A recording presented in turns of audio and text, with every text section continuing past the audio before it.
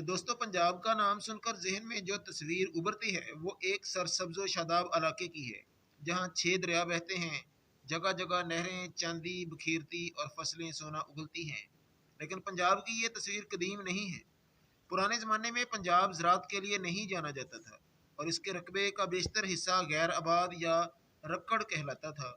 जो थोड़ी बहुत काश्तकारी हुआ करती थी वो दरियाओं के आसपास के इलाकों में हुआ करती थी। आबादी का ज़्यादातर हिस्सा ज़राअत से नहीं बल्कि गल्लेबानी से मुंसलिक था। लेकिन फिर 1880 की दहाई में अंग्रेज़ों ने एक ऐसे मंसूबे की दाग बेल डाली जिसने आने वाले चंद अशरों के अंदर अंदर पंजाब को जो लहलहाता खित्ता बना दिया, जिसका नक्शा हमारे जहनों में पंजाब का नाम सुनते ही फिर जाता है। नहरी निज़ाम शुरू कैसे हुआ? अंग्रेज़ों ने 1849 में सिखों को शिकस्त देकर पंजाब पर कब्जा कर लिया था। 8 साल बाद जब जंग आज़ादी लड़ी गई तो इसमें पंजाब के लोगों की अक्सरियत ने अंग्रेज़ों का साथ दिया। ख़ास तौर पर सिखों ने दिल्ली में जनरल बख्त खां की अफवाज को शिकस्त देने में अहम किरदार अदा किया। इसके अलावा अफगानों से लड़ने के लिए भी पंजाब के वासी बहुत काम आए। इससे अंग्रेज़ों को एहसास हुआ कि ये इलाका इनके बरसगीर पर इक़्तिदार के लिए इंतहाई अहमियत का हामिल है, क्योंकि उस वक्त सूबा सरहद पंजाब का हिस्सा था और अंग्रेज़ की सल्तनत का आखिरी सूबा था जिसकी सरहदें अफगानिस्तान से जा मिलती थी। यही वजह है कि उन्होंने यहाँ अपनी गिरफ्त मजबूत करने के लिए मुख्तलिफ इकदाम उठाना शुरू कर दिए। अंग्रेज़ों की आदत थी कि वो मुख्तलिफ खित्तों के लोगों की दर्जाबंदी किया करते थे। पंजाब की बाज़ ज़ातों को जंगजू अकवाम का खिताब दिया और इन्हीं थोक के हिसाब से अपनी फ़ौज में भर्ती करने लगे। इन ज़ातों में जंजवा, गखड़, अवान, खड़, जाट और टोना के अलावा सिख भी शामिल थे, जबकि गुज्जर और ओद इस एजाज़ से महरूम रहे। इस वक्त बरतानवी सल्तनत अपने अरूज पर थी और दुनिया भर में इक़्तिदार में चौमुखी लड़ाई लड़ रही थी, इसलिए उन्हें जंगजुओं की बड़ी सख्त ज़रूरत थी। यह वो ज़माना था जब बरसगीर का बड़ा हिस्सा ज़राअत के लिए बारिशों पर इन्हसार करता था। पंजाब का मसला ये था कि ज्यों ज्यों गिलियात के पहाड़ों से नीचे जाते हैं, बारिशों का तनासब इसी हिसाब से घटता जाता है। इसलिए यहाँ की ज़मीन जरखेज़ होने के बावजूद बड़ी हद तक बियाबान का मंजर पेश करती थी, क्योंकि दरियाओं के दरमियान के इलाके जिन्हें बार कहा जाता है, जैसे सांदल बार, नीली बार वगैरह, तक पानी नहीं पहुँचता था। कानून के मुताबिक ये इलाके अंग्रेज़ी सरकार की मलकियत थे, इसलिए उन्होंने इन इलाकों को आबाद करने की ठानी।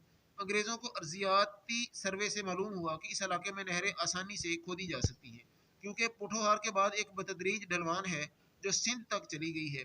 वैसे तो इक्का दुक्का नहरें छोटे पैमाने पर खोदने का सिलसिला पहले ही शुरू हो गया था, मगर बाकायदा नहरी निज़ाम का आगाज़ 1886 में हुआ, जिसके तहत अंग्रेज़ों ने सबसे पहले जनूबी पंजाब में मुल्तान के करीब सदनाई नहर खोदी। ये सिर्फ नहर ही नहीं थी, बल्कि इससे जो इलाका सैराब हुआ वहाँ दूसरे इलाकों से 2705 किसानों को लाकर इनमें 2.25 लाख एकड़ के लगभग अराजी तकसीम की गई। इस तरह ये सिर्फ ज़री नहीं बल्कि समाजी मनसूबा भी था। इसके बाद सुहागपाड़ा, चूनिया, चनाब, जेहलम, लोअर बारी दोआब, अपर चनाब, अपर जेहलम और नीली बार में लाखों एकड़ सैराब करके वहाँ लोगों की आबादकारी की गई। इन नहरों से पहले पंजाब का कुल रकबा 30 लाख एकड़ से बढ़ाकर 1 करोड़ 40 लाख एकड़ पर ले गए। ये सारा काम जदीद मशीनरी और बुलडोजर के बगैर बेलचों, कसियों और मजदूरों के जरिए किया गया। मुहक्किक डेविड रडन के मुताबिक अंग्रेज़ों ने कुल मिलाकर 33,612 किलोमीटर लंबी नहरें खोदी। ये इतना फासला है कि इससे लाहौर और लंदन के दरमियान 5.5 चक्कर लगाए जा सकते हैं। कैप्टन ग्रे नहरों का सिकंदर आजम जो कहलाया, मुकामी लोगों पर इसका क्या असर हुआ, इसका अंदाज़ा एक कसीदे से होता है जो 19वीं सदी की आखिरी दहाइयों में फ़िरोज़पुर के deputy commissioner captain LH grey के लिए एक पंजाबी शायर ने लिखा था। इसमें उसने कैप्टन ग्रे को सिकंदर आजम से तशबीह दी और कहा कि उनकी बदौलत अब पंजाब के इलाकों में बहार आ गई है। पंजाब यूनिवर्सिटी के डॉक्टर ताहिर महमूद ने बताया कि अंग्रेज़ अपनी सल्तनत को कम खर्च बालानशीन के असूल पर चलाना चाहते थे। वो नहीं चाहते थे कि वो अपने वसाइल बरतानिया से लाकर यहाँ इस्तेमाल करें। पंजाब हिंदुस्तान का आखिरी सूबा था जो उन्होंने मुंसलिक किया। इन्हें एहसास हुआ कि यहाँ पानी वाफिर मौजूद है, सिर्फ इसे बरूए कार लाने की देर है।